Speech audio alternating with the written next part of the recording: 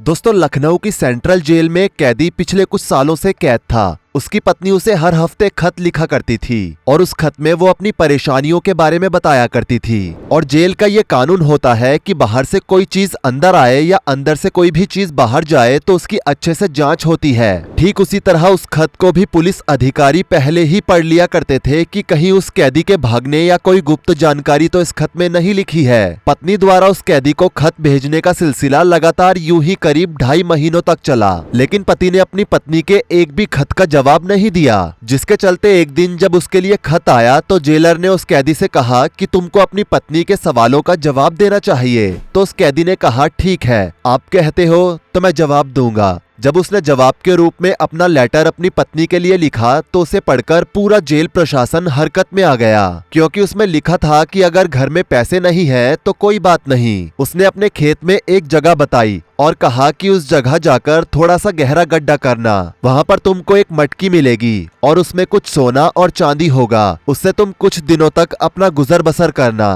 तब तक मैं जेल से बाहर आ जाऊंगा। जैसे ही जेलर ने उस खत को पढ़ा तो वो तुरंत ही कुछ पुलिस वालों को लेकर उस खेत में पहुंचा और उस जगह पर खुदाई की, लेकिन उस जगह पर कुछ नहीं मिला। उन्होंने दूसरी जगह पर खुदाई की पर वहां भी कुछ नहीं मिला और इस तरह से कर करके उन्होंने पूरा का पूरा खेत ही खोद डाला, लेकिन वहां उन्हें कुछ भी नहीं मिला। थक हार कर वो सब जेल में आ गए और उन्हें ये लगने लगा कि उस कैदी की पत्नी को इस खबर के बारे में पहले से पता चल गया था, इसलिए उसने गहनों का मटका हमारे वहां पहुंचने से पहले ही निकाल लिया था। उस दिन के बाद से जेल में उसकी पत्नी के खत आने बंद हो गए और कुछ महीनों के बाद जेल में एक खत आया जिसमें लिखा था कि जेलर साहब, धन्यवाद, आपने मेरा पूरा खेत जोत दिया, जिससे इस बार की फसल भी काफी अच्छी हुई है। मेरे पास पैसे नहीं थे जिससे मैं खेत जुतवा सकूं और मैं परेशान थी, लेकिन आपने ये काम करके मेरी बहुत ज्यादा मदद की। और दोस्तों, ये सब कुछ हो पाया उस कैदी के तेज दिमाग की वजह से। अगर आप अभी भी नहीं समझ पाए हैं तो आपको बता दें कि हम बात कर रहे हैं मिथिलेश कुमार श्रीवास्तव की, जिसे दुनिया नटवरलाल के नाम से जानती है। और ये किस्सा आज भी पुलिस रिकॉर्ड में मौजूद है। ऐसे ही ना जाने कितने किस्से हैं जो 80s और 90s के दशक में मिथिलेश कुमार श्रीवास्तव द्वारा अंजाम दिए गए। दोस्तों, मिथिलेश का जन्म साल 1912 में बिहार के सिवान जिले के बंगरा गांव में हुआ था। उसने अपनी पढ़ाई पूरी की और वो पढ़ लिख कर वकील बना। दोस्तों, कहने को तो उसके ठगी के किस्से आज भी मशहूर हैं, लेकिन उसके इन किस्सों की शुरुआत मिथिलेश के पड़ोस से हुई। दरअसल हुआ कुछ यूं कि साल 1937 में एक बार मिथिलेश को उनके पड़ोसी ने बैंक ड्राफ्ट जमा करने के लिए भेजा।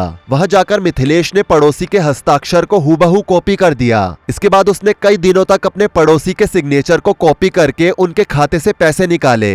जब तक पड़ोसी को इस बात की भनक लगी तब तक मिथिलेश उसके अकाउंट से 1000 रुपए निकाल चुका था और साल 1937 में 1000 रुपए बहुत बड़ी रकम हुआ करती थी। इस घटना की जानकारी पड़ोसी ने मिथिलेश के पिता को दी, जिसके बाद उसके पिता ने मिथिलेश को बहुत मारा पीटा और गुस्से में मिथिलेश कोलकाता चला गया। वहां जाकर उसने कॉमर्स से ग्रेजुएशन के लिए अप्लाई किया और बाद में सेठ केशवराम नाम के एक व्यक्ति ने मिथिलेश को अपने बेटे को पढ़ाने के लिए एज अ ट्यूटर रख लिया। अब क्योंकि वो घर से दूर रहकर पढ़ रहा था तो उसके पास पैसों का ज्यादा कोई साधन मौजूद नहीं था और इसलिए ही वो उस समय जो भी कुछ ट्यूशन से कमा पाता था उससे ही अपना खर्च चलाता था। लेकिन इस दौरान उसे पढ़ाई के लिए पैसों की जरूरत पड़ी, तो इस दौरान मिथिलेश ने उस सेठ से अपनी ग्रेजुएशन की पढ़ाई के लिए पैसे उधार मांगे। तो सेठ ने मिथिलेश को पैसे देने से इनकार कर दिया। सेठ के इनकार करने से मिथिलेश इतना चिढ़ गया कि उसने उस सेठ से 4.5 लाख रुपए ठग लिए। बस फिर क्या था, नटवरलाल का ठगी का ये किस्सा यहीं से शुरू होता चला गया। बड़े बड़े नेताओं से लेकर बड़े बड़े उद्योगपतियों के नाम पर भी मिथिलेश उर्फ नटवरलाल ने बड़ी बड़ी चोरियों को अंजाम दिया। एक बार की बात है जब साल 1986 में दिल्ली के कनॉट प्लेस में एक घड़ी की दुकान में सफेद कमीज और ब्लैक पैंट पहने एक बूढ़ा आदमी एंटर करता है और वो कोई और नहीं बल्कि मिथिलेश कुमार श्रीवास्तव ही होता है। और खुद का परिचय वो उस समय में रहे वित्त मंत्री नारायण दत्त तिवारी के पर्सनल स्टाफ DN तिवारी के रूप में देकर दुकानदार से कहता है कि प्रधानमंत्री राजीव गांधी ने पार्टी के सभी वरिष्ठ लोगों को समर्थन के लिए दिल्ली बुलाया है। इस बैठक में शामिल होने वाले सभी लोगों को वो एक एक घड़ी भेंट करना चाहते हैं, तो मुझे आपकी दुकान से 93 घड़ियां चाहिए।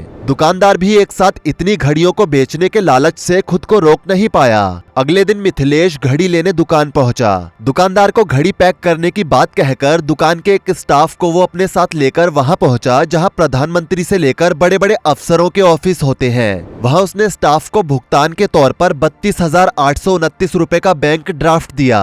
2 दिन बाद जब दुकानदार ने ड्राफ्ट जमा किया तो बैंक वालों ने बताया कि वो ड्राफ्ट फर्जी है। इसके बाद दुकानदार को समझते हुए देर नहीं लगी कि वो शख्स कोई और नहीं बल्कि हिंदुस्तान का सबसे बड़ा ठग नटवरलाल था। इसके बाद कभी वित्त मंत्री वीपी सिंह तो कभी यूपी के सीएम के नाम पर नटवरलाल भारत के अलग अलग शहरों में दुकानदारों को चूना लगाता रहा। दोस्तों, अगर आपको लग रहा है कि इंसानों को चूना तो हर कोई लगाता है, तो फिर आखिर मिथिलेश कुमार को नटवरलाल क्यों कहा जाने लगा? तो आपको बता दें कि मिथिलेश कुमार ने सिर्फ आम इंसानों के साथ ही फ्रॉड नहीं किया बल्कि नेताओं और उस समय की कई बड़ी बड़ी हस्तियों के साथ भी फ्रॉड किया। दरअसल एक बार नटवरलाल के पड़ोसी गांव में उस समय के राष्ट्रपति डॉक्टर राजेंद्र प्रसाद आए हुए थे।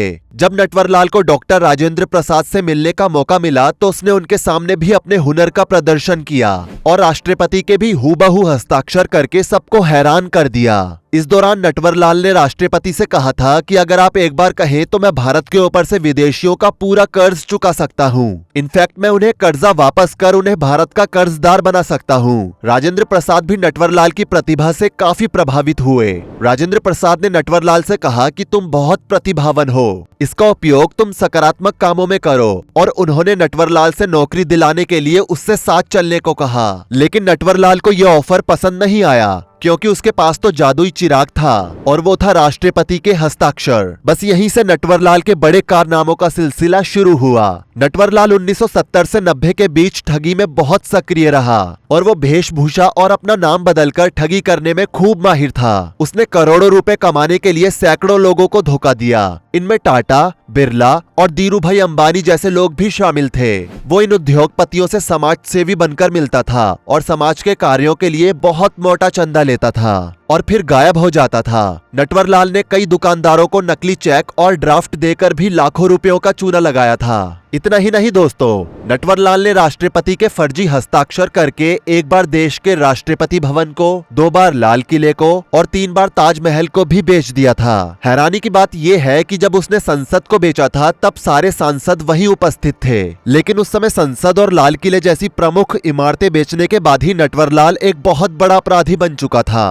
उस पर 8 राज्यों में 100 से अधिक आपराधिक मामले दर्ज थे, जिसके चलते वो अपने पूरे जीवन काल में 9 बार पकड़ा गया था। अगर उसे मिली सभी सजाओं को जोड़ा जाए तो उसे कुल 111 साल की सजा हुई थी, लेकिन वो 20 साल से भी कम समय तक जेल में रहा। इसका कारण था उसका नाटकीय ढंग से भाग जाना। नटवरलाल जितने नाटकीय ढंग से पकड़ा जाता था वो उससे भी ज्यादा नाटकीय तरीके से भागने में कामयाब हो जाता था। एक बार 75 वर्ष की आयु में 3 हवलदार नटवरलाल को पुरानी दिल्ली की तिहाड़ जेल से कानपुर ले जाने के लिए रेलवे स्टेशन पर लाए। तभी नटवरलाल जोर जोर से हाँफने लगा और एक हवलदार से बीमारी का बहाना कर उसे दवाई लाने को कहा, दूसरे को पानी लेने भेजा और तीसरे को टॉयलेट का बहाना लगाकर वो बाथरूम गया और वहां से वो भाग गया। लेकिन कुछ दिनों बाद वो फिर पकड़ा गया। दोस्तों बता दें, नटवरलाल को आखिरी बार 24 जून 1996 को देखा गया था, लेकिन जब वृद्धावस्था होने के कारण उसका स्वास्थ्य खराब रहने लगा तो अदालत के आदेश पर इलाज के लिए दिल्ली के एम्स ले जाने के लिए 2 हवलदार,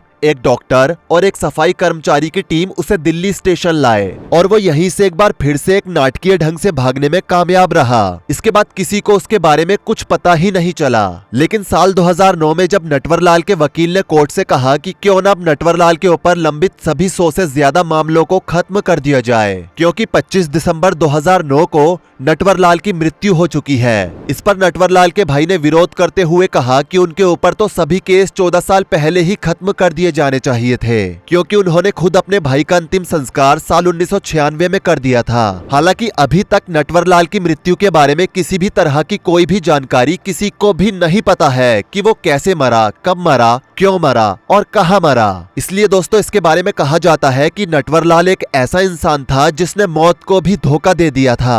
दोस्तों भले ही आज नटवरलाल मर गया हो, लेकिन उसके द्वारा किए गए कांड ना ही मरे हैं और ना ही कभी मरेंगे। और नटवरलाल का इतिहास अपने आप में ही सोचने पर मजबूर करता है कि हमारे इतिहास में कोई ऐसा इंसान भी था जिसने भारत की संसद, दुनिया के 7 अजूबों में शुमार ताजमहल और भारत के लाल किले जैसी इमारतों को बेच दिया था। उसकी एक खासियत ये भी थी कि वो लोगों को चूना लगाता था, बेवकूफ बनाता था और उनके साथ ठगी करता था, लेकिन वो कभी किसी की जान नहीं लेता था और ना ही उसने कभी किसी की जान ली। वैसे दोस्तों, नटवरलाल के बारे में आप क्या कहना चाहते हैं नीचे कमेंट सेक्शन में आप कह सकते हैं। अब जाने से पहले वीडियो को लाइक करें, शेयर करें और ऐसी ही और वीडियोस के लिए इस चैनल को सब्सक्राइब करके साथ में बेल नोटिफिकेशन को भी ऑल पर सेट कर लें। धन्यवाद।